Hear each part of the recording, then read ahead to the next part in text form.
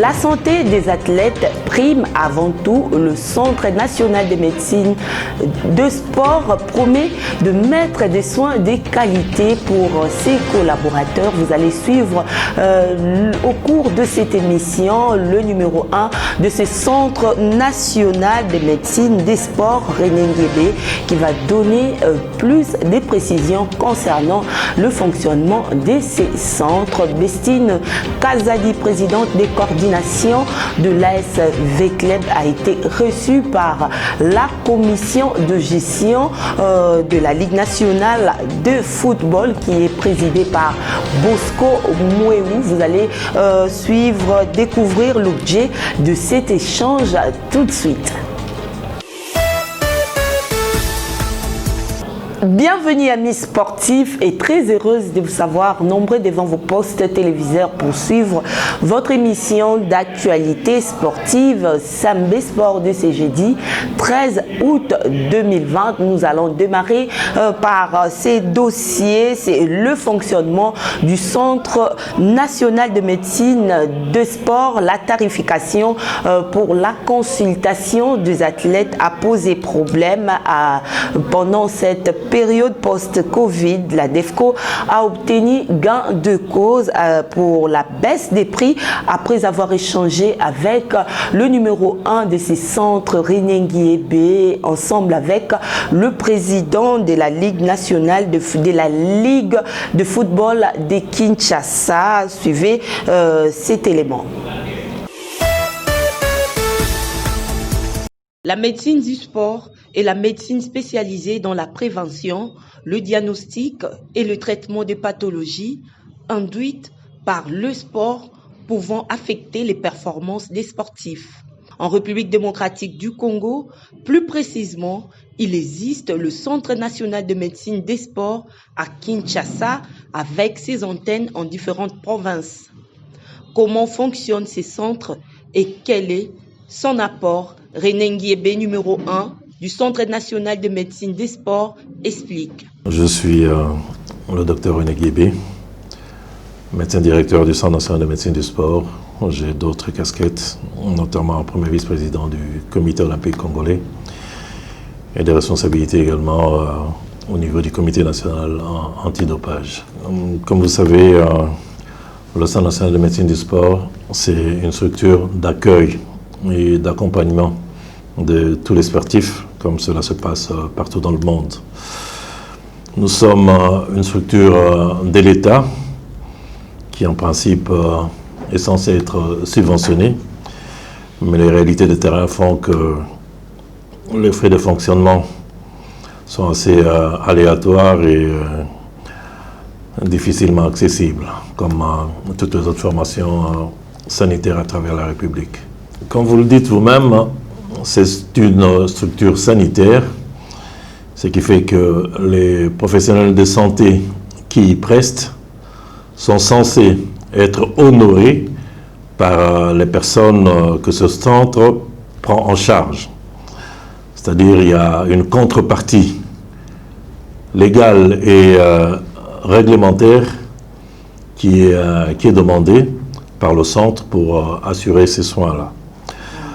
En fait, étant donné que nous sommes dans un milieu amateur, étant donné que nous sommes dans un milieu où dans notre pays, les recettes ne sont pas très conséquentes, nous-mêmes qui avons été sportifs pratiquants, nous essayons un peu de voir dans quelle mesure concilier les deux contraintes, c'est-à-dire d'une part la qualité des prestations et de l'autre côté la modicité des sommes que nous demandons. La grille tarifaire était au centre d'une polémique dans le milieu sportif. Il fallait trouver un compromis pour écarter certains malentendus. À l'heure actuelle, nous avions proposé une tarification qui était comprise dans la fourchette de 10 à 20 dollars par pratiquant, et cela pendant toute une saison sportive. Nous avons eu une séance de travail avec les dirigeants sportifs Et pour donner une chance à notre sport de redémarrer dans ces conditions assez difficiles, le centre a accepté de revoir à la baisse cette tarification proposée. Je voudrais quand même souligner une chose. Lorsque nous disons 10 $, lorsque nous disons 20 $, c'est une consultation médicale spécialisée. Et lorsque nous disons 10 $, lorsque nous disons 20 $, cela c'est pour toute une saison sportive. C'est-à-dire, lorsqu'un athlète, pour une raison ou une autre, est obligé de revenir au centre pour un traumatisme ou pour un problème de santé publique, il est pris en charge dans ce package-là. Je voudrais quand même également rappeler une chose. Cette consultation médicale spécialisée comporte tout un circuit. Chaque athlète est vu au départ par un commis qui l'enregistre. Ensuite, c'est une infirmière qui le prend en charge pour les signes vitaux et autres interrogatoires du nursing. Par après, c'est un médecin qui le prend en charge pour la consultation. Ensuite, il y a les explorations fonctionnelles qui sont faites sur cet athlète. Il y a les mesures anthropométriques qui sont faites sur cet athlète par des médecins physiques. Et il y a également des examens de labo qui sont faits dans ce package-là. Mais je voudrais quand même insister sur cette consultation. Je voudrais qu'on me prouve le contraire, à travers toute la ville, pour ne pas dire tout le pays. Un athlète ou tout citoyen qui se présente à une consultation médicale paye combien? Une seule consultation médicale. Or là, nous sommes en train de parler d'une consultation pluridisciplinaire. Donc, si on veut parler, parce que j'aime pas tellement parler finance, moi, ma préoccupation, c'est d'apporter des prestations de qualité pour permettre à nos athlètes de réaliser des performances. Mais je vais quand même descendre à ce niveau-là pour parler ces finances-là. Les 20 $ dont on parle, en une seule journée, le commis a droit à combien? Parce qu'il preste. L'infirmier ou l'infirmière qui preste a droit à combien? Le médecin généraliste qui preste a droit à combien? Le médecin spécialiste qui preste a droit à combien? Le médecin physique a droit à combien? Le kiné a droit à combien? Et toutes ces personnes, nous sommes en pleine pandémie de Covid, donc il y a les techniciens d'assainissement également qui sont pris en compte. Dans ce 20 $ là, en une journée, qui a droit à combien et il reste combien pour le fonctionnement? La spécialité de cette médecine est la physiologie, la biologie, mais aussi la spécificité de la pratique au sport, qu'il s'agisse d'amateurisme ou de pratiquants. Il est bon d'en tenir compte car la santé n'a pas de prix, dit-on. La médecine du sport existe à travers tous les pays du monde et il y a des normes internationales qui font qu'il faut qu'il y ait un accompagnement médical pour le pratiquant des activités physiques et sportives. C'est parce que les gens ont eu le temps de réfléchir et de se rendre compte que cette personne-là, qui en apparence est en bonne santé, mais cette bonne santé peut se dégrader à tout moment. Si vous allez aujourd'hui en consultation chez n'importe quel médecin, vous payez la consultation, et si on doit vous délivrer un certificat d'aptitude, vous payez d'autres frais pour ce simple certificat-là qui vient en appui à la consultation qui a été faite. En milieu sportif, chez nous en RDC, nous incluons le tout dans ce package-là. Alors, lorsque ce circuit a été fait et que les activités ont commencé, si à la suite d'un traumatisme ou pour des raisons, nous sommes en zone endémique, quelqu'un a un palu ou une gastroentérite, la personne revient, la personne qui est passée au centre pour son contrôle médical revient au centre pour cette prise en charge, la personne n'aura rien d'autre à payer, tout est compris dans ce package-là.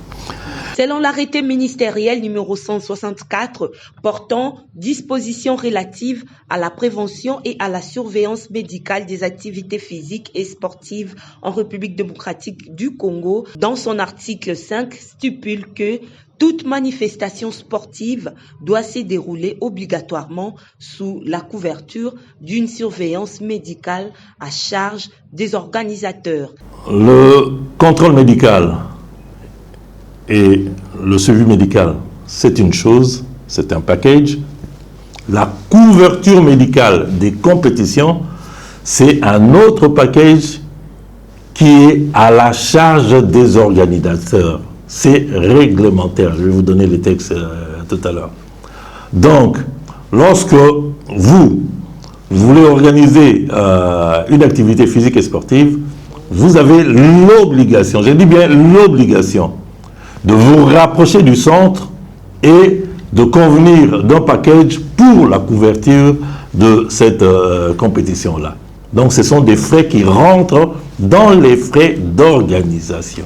Et ce sont des frais obligatoires que les gens, d'une manière générale, escamotent. Et lorsqu'il y a un problème, on dit « Ah, on n'a pas vu les gens du centre. » Oui, on n'a pas vu l'apport du centre. Est-ce que les gens se sont rapprochés du centre? Est-ce que les gens ont convenu avec le centre pour cette couverture-là? Le Centre national de médecine des sports promet des soins de qualité à ses partenaires.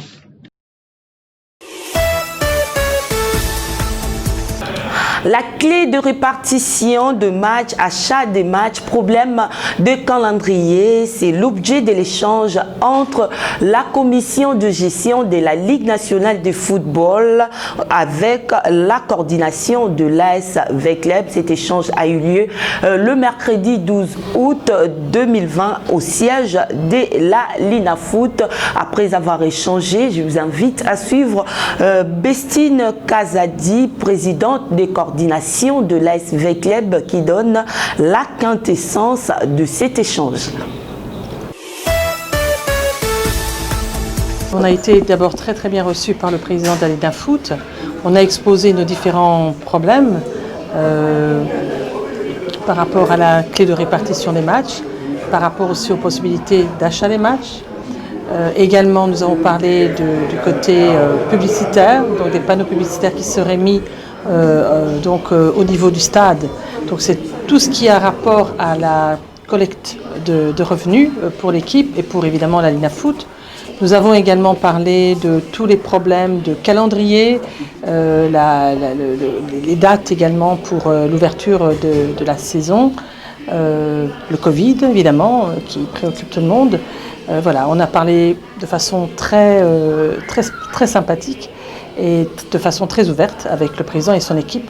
Et il nous a dit que la porte était ouverte, que la Linafoot était évidemment notre entité partenaire avec laquelle nous avons toujours possibilité d'échanger, de discuter et de corriger pour le bien, bien sûr, des équipes et pour le bien de la Ligue. Moi, je n'ai cessé de dire aussi bien à la FECOFA que chez monsieur le ministre des Sports, aussi bien qu'à la Linafoot, que nous avons une politique de collaboration parce que, évidemment, pour réussir à obtenir le plus de coupes, le plus de trophées, eh bien, on doit être une équipe. Tout le monde a un travail à faire, une responsabilité à assumer, nous les clubs, mais également la Ligue qui doit être à côté de nous pour nous aider. Vous savez que les clubs ont des difficultés financières.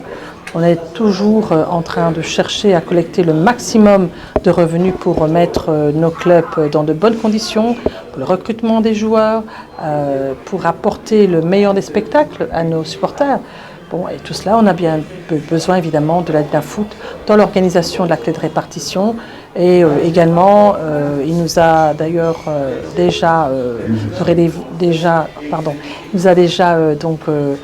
parlé du nouvel arrêté ministériel qui va être donc discuté pour au bénéfice des clubs et bien sûr au bénéfice de la Ligue. Ce n'est pas une question de discrétion, c'est difficile à dire parce qu'il faut tout un planning, une planification avec la Ligue, la Dinafoot également, et puis avec notre interne. Donc pour l'instant, on attend le début de la saison et vous saurez dans les jours qui suivent à ce moment-là le programme.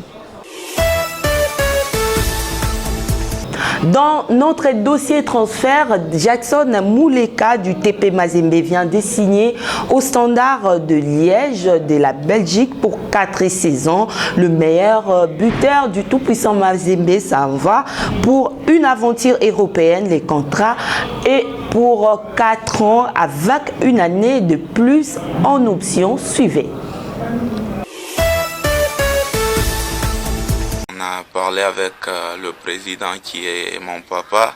Je lui ai demandé si je pouvais partir, tenter la chance ailleurs. Il m'a dit tu le pouvais si le club venait dans le normal. C'est ce qui est arrivé. Le Standard est venu vers le club et ils ont négocié pour trouver un accord. Moi, je le fais. J'ai demandé au club. Ce n'est pas le club qui m'a forcé à partir. C'était de mon avis, vu ce que je fais au club, malgré les différentes éliminations, pas de coupe. J'ai dit que peut-être c'était le moment d'aller tenter ailleurs. Je le demandais au papa, pour qui je salue en passant. Il m'a accordé ce que je demandais, ce qui était de mon souhait. Pour tous les supporters du TP Mazembe, ils sont là, ils m'ont soutenu, ils ont voulu aussi que j'aille tenter ailleurs. Après, je vais aller encore prendre la dernière bénédiction chez mon papa. J'ai signé un contrat avec les Standards déjà. On va attendre le visa et autres pour rejoindre mon nouveau club. Et je suis obligé, c'est mon papa, tout ce qui s'est fait. Il m'a soutenu et il m'a accordé sa bénédiction de loin. Avant de partir, je dois aller de près pour prendre cette bénédiction à Kachobwe. Qu'il continue à être avec le club. Moi, je suis Mazembe depuis le bas âge. J'ai soutenu Mazembe jusqu'à arriver à jouer. Je le fais avec tout mon cœur. Eux, comme ils ont l'habitude de nous soutenir, qu'ils continuent à être là. Après moi, il y aura toujours de bons joueurs. Il y a le Kofoot Katumbi par lequel je suis sorti. Il y aura toujours de bons joueurs encore qui vont arriver. Qu'ils continuent à appuyer leurs joueurs, surtout à appuyer le président qui est là pour mettre de tous ses moyens pour soutenir l'équipe. Qu'ils continuent et à prier pour le club et à soutenir leur club. Mwini Zaïra, ancien coach du Daring Club Motema Pembe, vient d'être nommé directeur général du club des Gwambina pour un contrat de 2 ans. Cette équipe vient de démonter en Ligue 1 tanzanienne. Alexandre Mwinetti estime que ces Congolais est capable de diriger ces clubs des Gwambina. Quel est le job description pour Mwini Zaïra? Suivez des précisions dans cet élément. Les sentiments que j'ai pour être nommé par le propriétaire de ce club, c'est un sentiment je dirais un sentiment de fierté. Il reconnaît mes capacités à travers ce que je suis, déjà avec notre équipe nationale, parce qu'il a beaucoup parlé de ça. Quelqu'un qui est dans l'équipe nationale de la RDC, il a parlé du Nigeria, il a parlé de l'Afrique du Sud, du Maroc et puis les pays arabes. Donc il a parlé du Congo comme un grand pays de football, et puis cette reconnaissance d'être entraîneur adjoint en équipe nationale, c'est ça qui lui a fait que c'est ça qu'il m'a dit. Il m'a dit lui-même que ça c'est quelque chose de fabuleux. Il dit que cet homme peut être capable de faire le travail que je peux lui confier. Et c'est ça la fierté, la reconnaissance du travail que j'ai fait. Et puis, il a beaucoup insisté de ce que j'ai fait avec le plus grand club tanzanien, donc c'est Yanga Africain. Il a dit c'était dommage, quoi. C'était dommage, un homme comme ça, à travers ce qui s'est passé avec Yanga, qu'il soit mis à côté. Voilà, donc c'est par rapport à votre question, c'est la fierté, quoi. Bon, le rôle, c'est surtout chargé de la mise en œuvre, des activités, des activités sportives, coordonner les activités de comment on appelle ça, coordonner les activités des entraîneurs, donc encadrer tout ce qui est aspect sportif. Il m'a dit que vous aurez la possibilité de mettre en place une politique sportive au niveau du club, et surtout être capable de gérer toutes les activités avec les employés du club, les différentes équipes qu'il y a au club, et c'est quelque chose je dirais de simple, parce que je maîtrise aussi comment on appelle ça, le management. En boxe, le comité exécutif de la Fédération congolaise des boxe a tenu une réunion d'évaluation sur les modalités pratiques quant à la reprise des activités du noble art à travers toute la République démocratique du Congo. Cette réunion a eu lieu le mardi 11 août à Kinshasa. Un chronogramme des événements à cet effet a été arrêté, lequel partira du 15 août 2020 au 25 février 2021. La reprise, elle, a été fixée au 15 août. Le comité exécutif de la Fédération congolaise de boxe a décidé de l'internement des léopards boxe d'ici peu de temps, plus que ces derniers sont appelés à défendre leur place pour le Jeux Olympiques Tokyo 2021 dans le mois à venir en Espagne et en France. La dite réunion aura été bénéfique pour le comité en place pour fixer l'opinion quant au prétendu détournement de la bourse allouée au Polonais Michael Cieslak. Une polémique inutile suscitée sur la toile, a dit Ilunga Luyoyo, président de la Fédération congolaise de boxe. Nous sommes en deuxième réunion aujourd'hui, parce qu'on devait normalement réfléchir à comment relancer les activités de la boxe au niveau national. Avec tout ce qui s'est passé au Sénégal, notre fédération, la fédération, on a été vraiment touchés parce que on a eu des morts, on a eu des soucis, on a eu des morts, c'est vrai. Maintenant, on s'est réunis pour voir comment on va relancer les activités de la boxe, parce que, comme vous le savez, la communauté internationale n'arrête pas à insister sur leur calendrier. Il y a le championnat en Espagne, il y a aussi la dernière phase des éliminations des Jeux Olympiques en France. Alors, nous sommes obligés de prendre les mesures qu'il faut pour que nos boxeurs, l'équipe nationale de Léopard se retrouvent ensemble. Nous venons de tenir notre deuxième réunion de la fédération aujourd'hui et par rapport au calendrier que nous venons d'adopter, les activités au niveau de la fédération congolaise de boxe vont commencer à partir du 15 août. Nous avons tout un calendrier du 15 août jusqu'au 25 février de l'année 2021. Voilà un peu le calendrier. Et je crois que ce calendrier, nous allons vous donner pour que vous puissiez mettre toutes les rubriques qui se représentent dans ce calendrier. Donc, pour répondre à votre question, nous reprenons les activités au niveau de la Fédération congolaise de boxe le 15 août 2020. Il poursuit, si cette bourse n'était pas versée, la WBC n'accepterait pas la tenue de ces combats. En plus de cela, la fédération serait suspendue, ce qui n'est pas le cas. Le patron du noble art congolais a réitéré son engagement à faire de la boxe congolaise l'une des disciplines les plus adulées au pays et ailleurs comme l'était dans le temps. On va terminer par l'UEFA Champions League. 25 ans après, le Paris Saint-Germain jouera la demi-finale de la Ligue de Champions. C'est grâce à sa victoire de 2-1 devant Atalanta. Donc Paris Saint-Germain a marqué dans les ultimes minutes de la partie et c'est Atalanta qui a ouvert le score à la 26e minute. Suivez cet élément. But both games, you sat and was like it was too late before. Might end up having a nightmare tonight. Who knows? That happens in football, but they are after extra time. There you go. We shall see. The teams, as you can see, are on their way.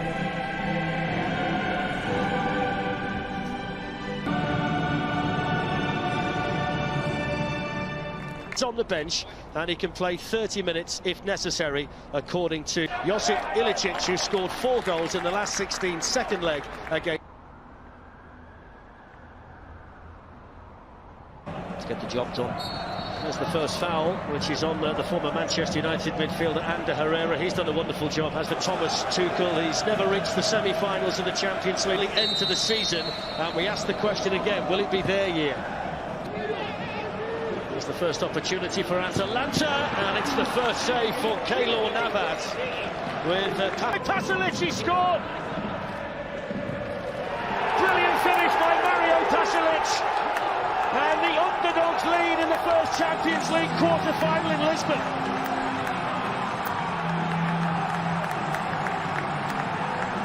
What a beautiful finish. Hey, Pasalic, off that left foot. They get a bit of fortune, of course they do, but they work it into this area. Juvan Zapata just comes off Kimpembe, falls into Pasalic, but he instant response, and it was an important header defensively by Toloi. And another one opens up for Neymar. Oh, that was brilliant and only just wide. That's what he's all about. One of the best on the planet when he's in the mood. Just nutmegs Pasalic. Cuts inside onto his right foot. Mauro Icardi in the middle, and the Atlanta players looking to get back, and it worked out well for them in the end. Just needed more. There's a chance now. There's a chance because Neymar's latched onto a loose ball, and the goalkeeper was in no man's land, and he's only gone and missed another one, and he's missed it by a mile again. Well, we're really lucky there, PSG, that Kimpembe was switched on because Gomez had won it back in a really good area. It's a foul on Neymar. Of course, it's Herrera. Kerr. Neymar moves away from Caldara. Gets the free kick. It's another excellent delivery and really well done. Pasalic chases this one. Kimpembe committed himself. 3 mile. Half-time in Lisbon. It's Atalanta 1. Here goes the outswinger, which was dumping on it a lot down there as he's warming up. This fella's had a great game, hasn't he? Papu Gomez. There's another ball into the box. With a touch by Gomez. Here's Zapata. The room was trying to foul him. He couldn't actually do that. And he gets back and makes the tackle. So Anthony Taylor's going to bring it back and show the yellow card. And that was good refereeing by Anthony Taylor. Yeah, it was. It's Neymar from a mile away. It took a deflection. And it was an Atalanta touch, and it takes it behind to take the PSG corner. Flat one. Neymar floats one forward. Juan Bernat was over there, but so was Hatibor. Now Thiago Silva, who fancies hitting one that was low. Got match winners though, who can change all of this in a heartbeat. Here's Draxler, who's one of them, but he's bursting away from Toloi and lifting the ball in. Here's the chance. Oh, he's got in! They finally go on! And with all the superstars on the pitch, it's Marquinhos who gets the goal! Well, you thought it might be Mbappe, you thought it might be Neymar, but it's the most unlikely of goal scorers for Paris Saint-Germain to deny Atalanta right at the death. Incredible game still on now. And there's so much pressure now.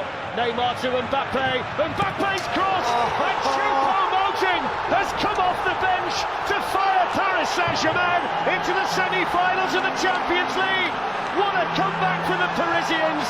It's heartbreaking for Atalanta, but Choupo-Moting is the PSG hero in Lisbon. What a finish. Who said these were mentally weak? Neymar and Et le prochain rendez-vous en ce qui concerne ces quarts des finales, déjà c'est jeudi 13 août 2020, vous allez suivre Leipzig, Atlético de Madrid, et le vendredi 15 août, le FC Barcelone jouera le Bayern Munich, une rencontre à suivre avec beaucoup d'attention, surtout que le PSG est déjà en demi-finale. Merci à Dieu, merci Joffé pour la réussite de cette émission. J'ai dit merci à Glody Manzanza et la réalisation qui a été assurée par Gianni Kodia. Merci de nous avoir accordé votre attention et restez branchés au programme des SMBDJ.